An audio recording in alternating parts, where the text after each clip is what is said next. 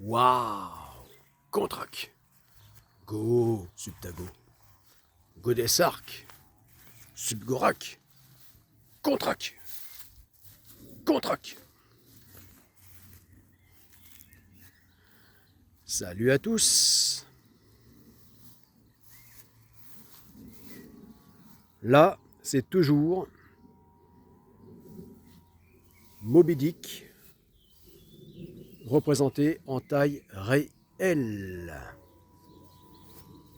c'est-à-dire 25 à 27 mètres de long. C'est aussi la taille moyenne des rorquals ou de la baleine bleue, mais qui peut, pour les plus grands spécimens, même dépasser les 30 mètres. Et représentant Moby Dick, eh bien, il représente également le véritable Moby Dick, celui qui a existé et qui a inspiré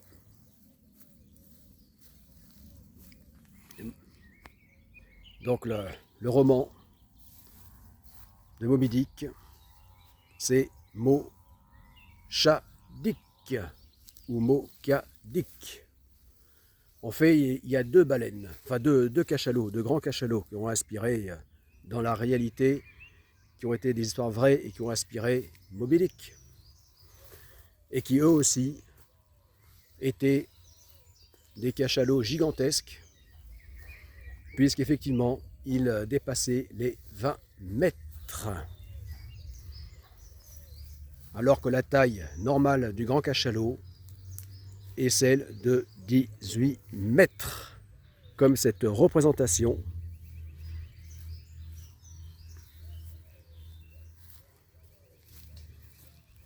de 15-18 mètres en temps normal, comme cette représentation qui représente Godesark On en version 18 mètres.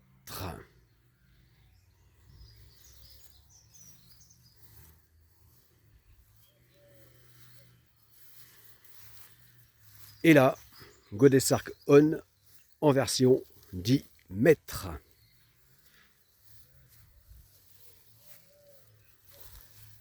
Voilà, puisque en version 10 mètres, il s'agit donc de la gamme des Chatham, qui est du plus petit modèle, il y en a 6, de la gamme des Chatham extrême, qui vont pour le plus petit de 10 mètres, le Chatham extrême 33 ou encore le Chatham extrême 330,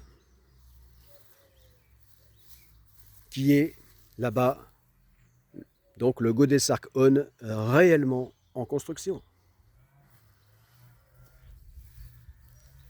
Voilà, donc dans la gamme des Chatham extrêmes, donc du plus petit, le 10 mètres, au plus grand, le Chatham extrême 60.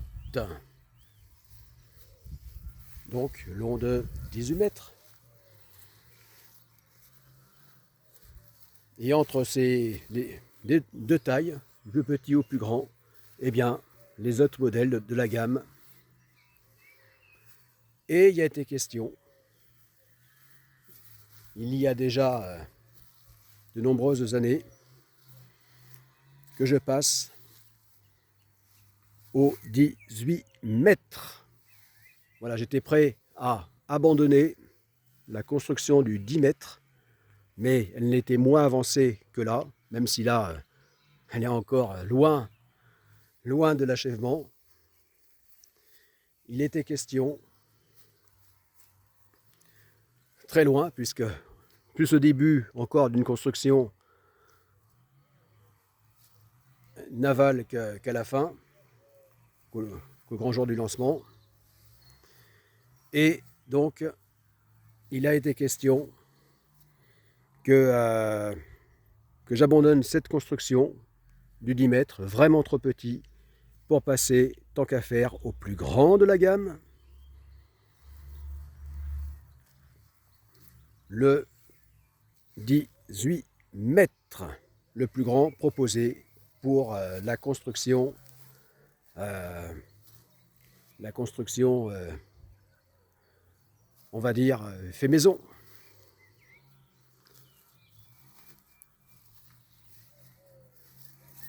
La construction amateur.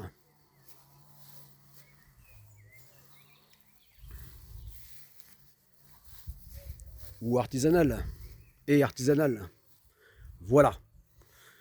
Et donc, le 18 mètres n'aurait vraiment pas été un luxe,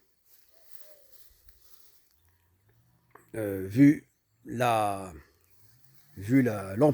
de la navigation no limite pour laquelle il est construit. Alors lorsque j'avais contacté, négocié cet architecte de la gamme des Chatham, donc le projet était en cours, mais malheureusement il est décédé à cette période, ce qui a mis définitivement fin à ce projet, à cette option de radicalement changer de taille de Godesarc On.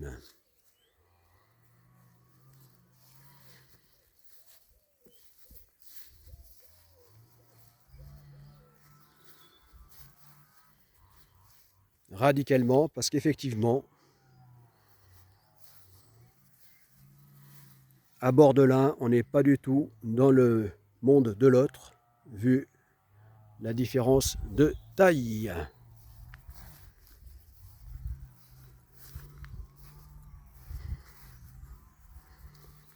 Et comme j'ai dit, ce n'aurait vraiment pas été un luxe, parce que vu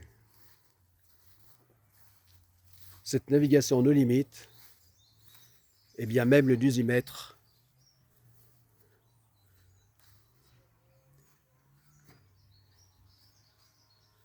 serait resté un micro-navire.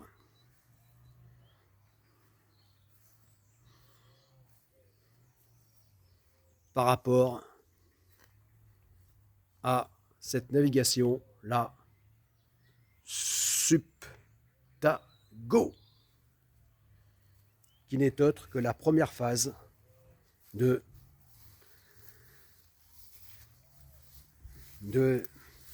la mission Godesarc.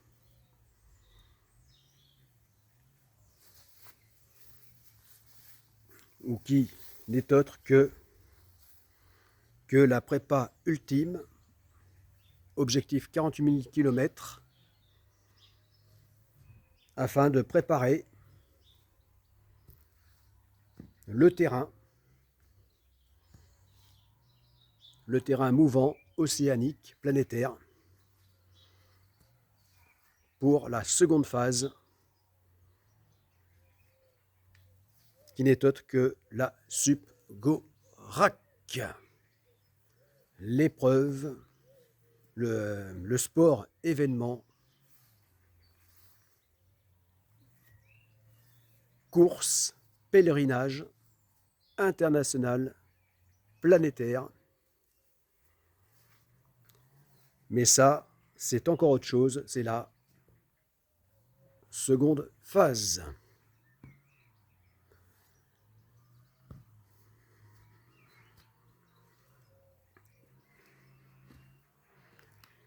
Et donc, pour ce qui est de cette première phase, la Subtago,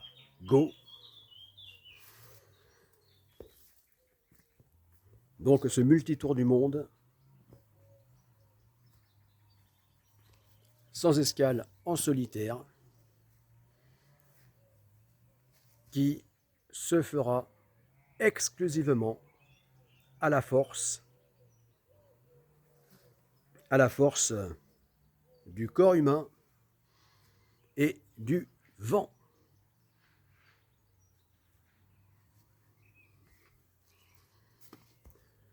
Donc, Donc, il est désormais définitivement décidé qu'il n'aura aucune installation mécanisée,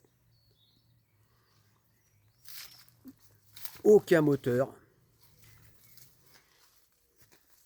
de propulsion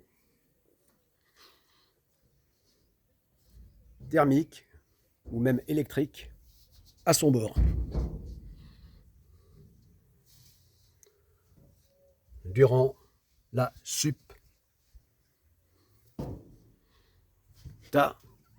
Go.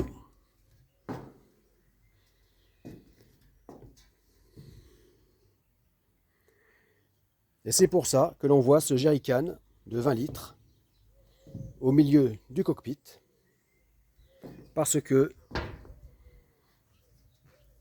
une fois ce voilier enfin terminé, lorsqu'il sera lancé et qu'il débutera ses entraînements, enfin ses périodes d'essai, comme tout navire neuf, et donc ses entraînements à son grand départ, eh bien, pour pour éviter trop de complications, eh bien, pour les sorties de port, les rentrées de port, enfin plutôt sorties d'estuaire de la Gironde et rentrer dans cet estuaire, puisque l'estuaire de la Gironde est le lieu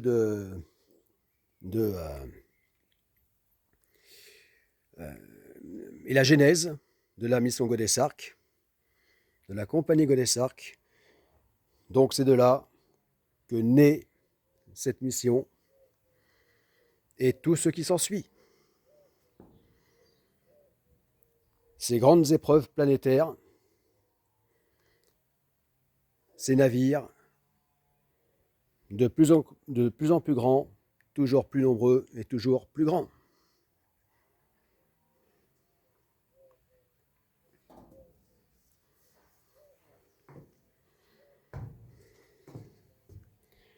Voilà, donc c'est pour ça que, comme le but de cette première phase, c'est d'aller tendre vers la simplicité extrême, pousser le concept du minimalisme donc le plus loin possible, c'est-à-dire un skipper et un voilier, rien d'autre.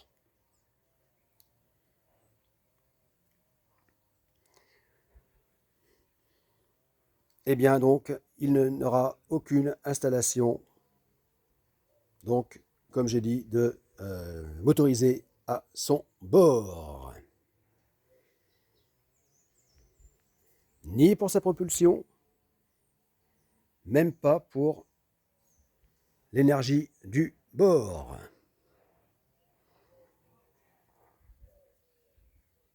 Voilà, donc la simplicité, le minimalisme poussé à l'extrême.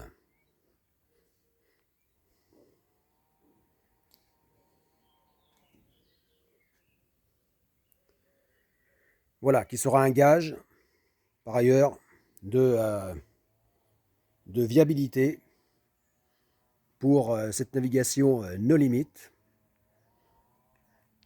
puisque chercher le plus rustique possible, le plus simple possible, eh bien, sera donc d'écarter le plus possible les risques de panne compliquées, impossibles à réparer à bord de façon, de façon autonome.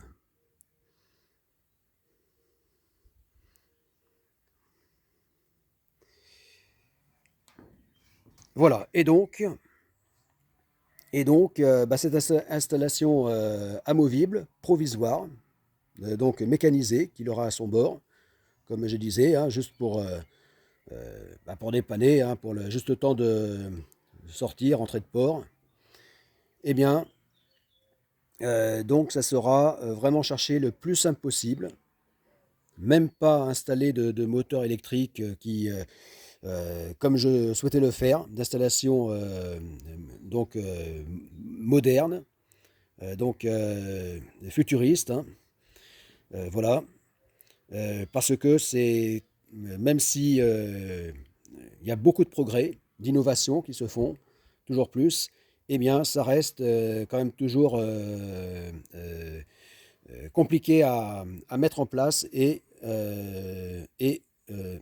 hors de prix. Voilà. Donc, pour que la Subtago puisse enfin se réaliser et donc ne pas dépendre de moyens voilà, qui est peu probable d'avoir et encore moins le jour de la date prévue pour le grand départ. En tout cas, ne pas en dépendre. Si ça arrive, ces moyens, tant mieux. Sinon, tant pis. Eh bien, que ça ne compromette pas le jour J du grand départ. Voilà. Donc, faire au plus simple, eh bien, ça sera donc de s'équiper de deux moteurs hors bord à essence, ce qui est le plus simple, qui seront installés sur le tableau arrière, comme j'ai expliqué précédemment, puisque le tableau arrière très large eh bien, servira de support pour de multiples appendices et appareaux qui seront montés ici, directement sur le tableau arrière droit, vertical, et 80 litres d'essence, donc 4 jerrycans, voilà, qui seront placés ici même dans le cockpit. Voilà. Voilà, chercher le plus simple. D'autant plus que cette installation devra être provisoire. Ce ne sera pas évident parce que, comme quasiment tous les appareils de pont importants, donc puisque ce voilier pour la navigation solitaire devra se manœuvrer donc exclusivement, en tout cas essentiellement, du cockpit, ici. Donc il y aura beaucoup d'équipements de manœuvre. Tout sera reporté ici. Et appareaux de pont. Et notamment, donc, dans ce vaste cockpit, c'est pour ça qu'il est si grand, eh bien, pour un 10 mètres, puisqu'il mesure près de 3 mètres de long, eh bien, il y aura donc le canot de survie. Voilà. Voilà, qui se trouvera en place de l'essence. Donc voilà, ce sera déjà pas évident d'arriver à concilier donc les 4 jerrycans de 20 litres plus au même endroit donc le canot de survie qui lui restera toujours là lors de la Subtago. Et oui, même si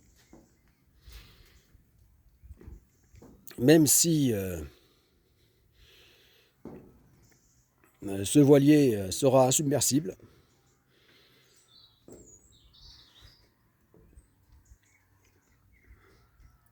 chose qui à ma connaissance n'existe pas, un voilier en acier qui plus est rendu insubmersible par volume d'insubmersibilité à l'intérieur.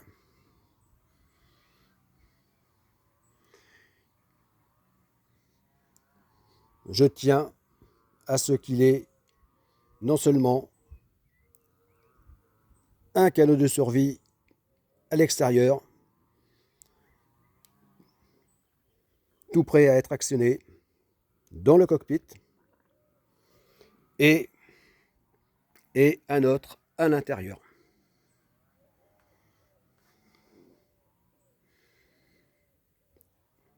avoir à son bord tous les moyens pour survivre, parce que je ne suis pas, enfin je suis téméraire, mais pas suis d'air, vous avez compris.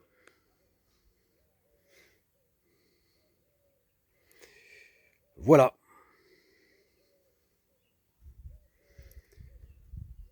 Et donc, la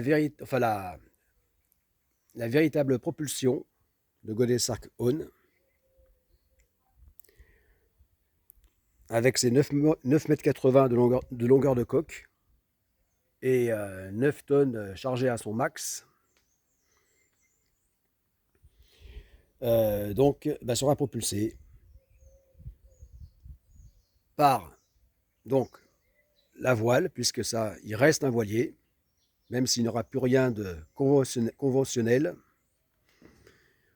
Donc, par sa propulsion vélique principale, qui sera donc la voile kite, donc de type cerf-volant.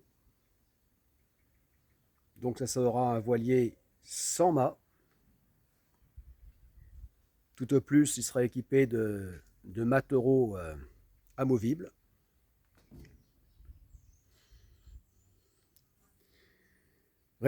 Rétractables. Et, comme je disais tout à l'heure, donc un tour du monde, un multitour du monde qui se fera donc à la force du corps humain pour rester dans le cadre de la prépa objectif 48 000 km.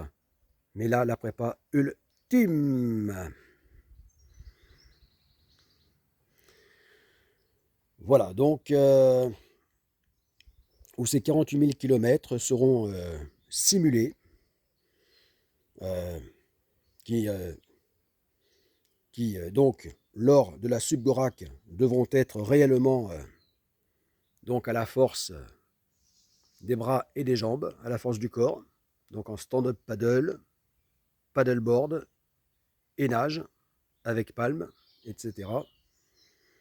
Et bien là, pour simuler ceci, ces 48 000 km, dont le parcours, donc au moins 2 à 3 tours du monde, réels autour du globe, non-stop, donc au-delà des 100 000 km qui devront être parcourus par le voilier lui-même, mais aussi donc les 48 000 km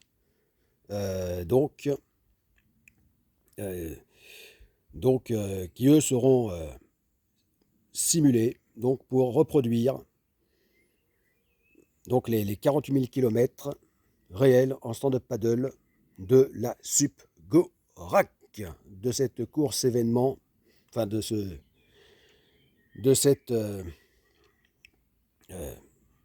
sport événement, course pèlerinage international planétaire. Voilà.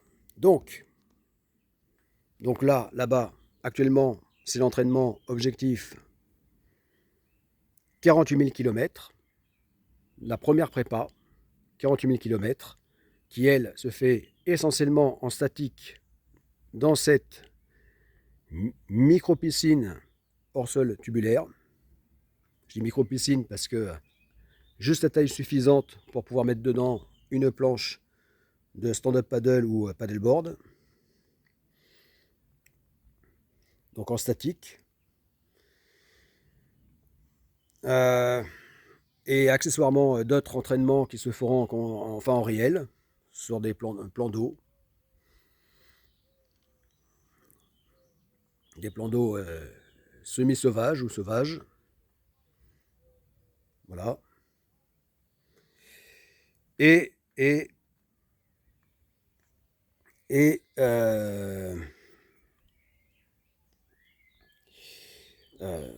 voilà, donc ça c'est l'entraînement, la prépa objectif 48 000 km. Mais pour la prépa objectif 48 000 km ultime,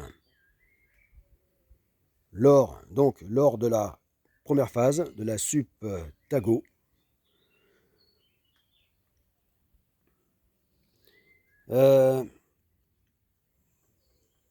Eh bien, cette simulation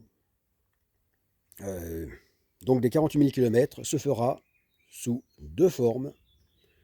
Sous la forme donc eh bien, d'actionner moi-même à la force du corps, hein, donc des bras et des jambes, donc d'actionner le système de palme, enfin de nageoires, qui sera donc qui seront adaptés à ce voilier et qui, toujours en cherchant le système le plus rustique possible, et donc qui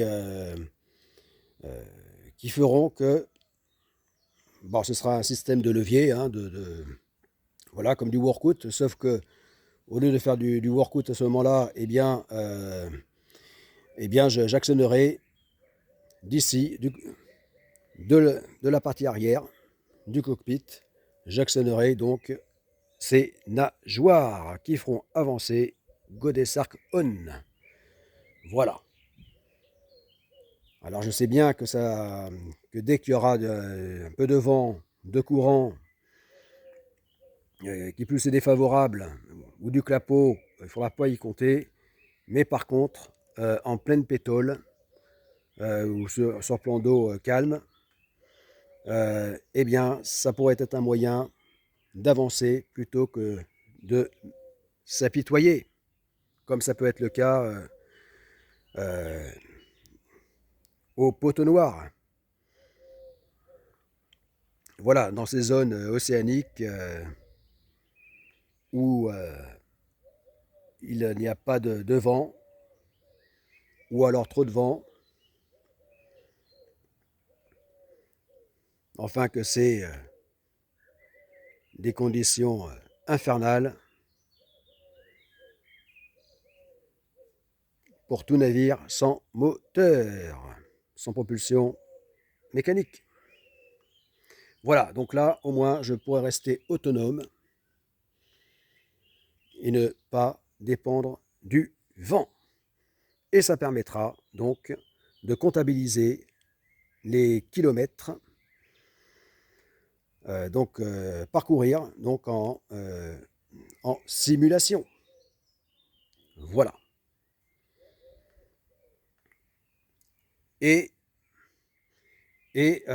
donc une autre partie donc, de cette simulation de 48 000 km eh bien, se fera donc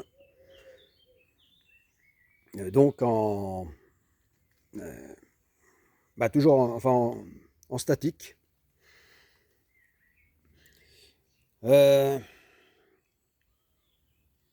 Donc en statique, bon, là on ne veut pas le dire, lorsque, donc par mes efforts physiques, je ferai avancer Godesarc On, puisqu'il lui-même, ça lui fera lui-même avancer réellement, voilà. Mais oui, donc en simulé pour, tout comme c'est le cas dans la mini-piscine, en statique, voilà. Sauf que à son bord, ça ne sera pas dans l'eau, même si avec les paquets de mer, le cockpit pourrait être rempli. Mais ça sera donc simulé au moyen de, de résistance de poulies et qui permettront par ce biais également, puisque d'une pierre deux coups, permettront de produire de l'énergie à bord par la force corporelle. Tout comme ce sera pour les entraînements, enfin pour la partie workout qui se fera à bord, tout comme je fais actuellement dans Objectif 1 million de mouvements workout, dans ces agrès qui se trouvent là-bas. Et c'est pour ça qu'il est toujours prévu de monter donc à l'arrière un portique, comme sur les voiliers actuels, voiliers modernes, contemporains, mais qui aura la double fonction de servir de power cage rack.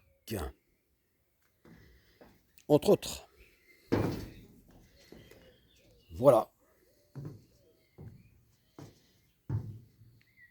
Voilà le concept de la Subtago.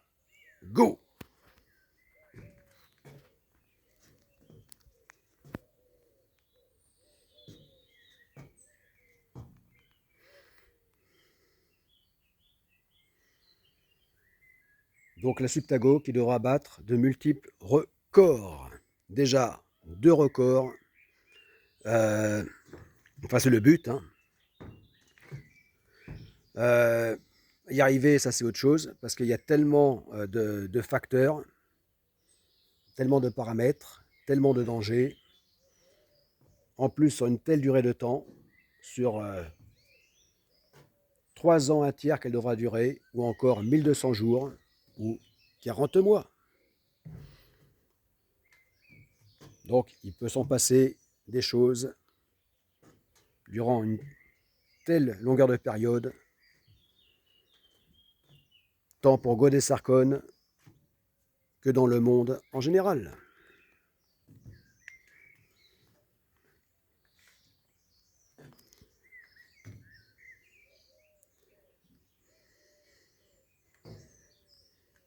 Voilà, donc ces records qu'elle devra battre, eh bien, c'est enfin, facile à comprendre. Ça sera donc le temps de navigation non-stop, sans escale, autour du monde, et la distance parcourue. Parce que même si ce voilier sera particulièrement lent, eh bien, vu le temps de navigation, il battra tout de même donc le nombre de milles parcourus sans toucher terre.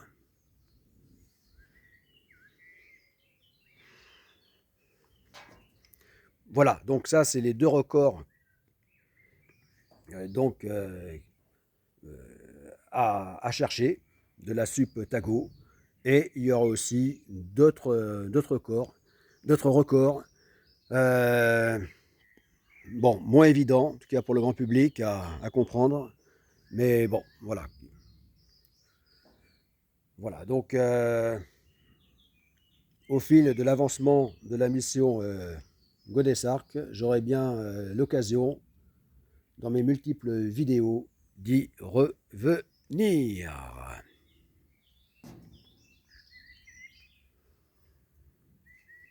Voilà, allez.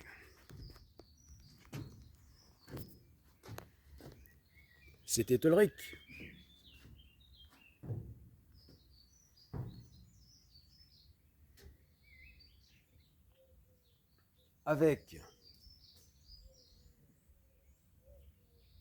Avec la mission Godet Sark, la Godet Sark et compagnie, avec la Subgorak, la Subtago.